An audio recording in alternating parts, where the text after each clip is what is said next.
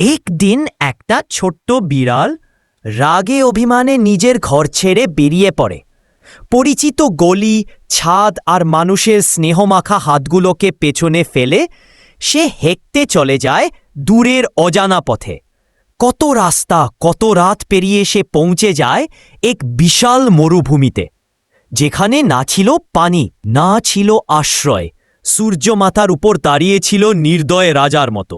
গরম বালিতে হেঁটে হেঁটে তার ছোট পা ক্লান্ত হয়ে পড়ে, শরীর কাঁপতে থাকে, চোখ ঝাপসা হয়ে যায়। ক্ষুধা আর তৃষ্ণায় সে আর দাঁড়াতে পারে না। একা নির্জন সেই মরুভূমির বুকে সে লুটিয়ে পড়ে। চারপাশে শুধু নীরবতা, শুধু রুক্ষ হাওয়া। তাকে সাহায্য করার মতো কেউ ছিল না, কোনো আশ্রয়, কোনো মমতা, কিছুই নয়। ধীরে ধীরে নিঃশ্বাসগুলো থেমে যায়। একাকী সেই মরুভূমিতেই তার জীবন শেষ হয়। গল্পের শিক্ষা: অভিমান করতে হয়, কিন্তু প্রিয়জনের কাছে ফিরে আসাও সাহস। একাকিত্ব সবসময় সঠিক পথ নয়।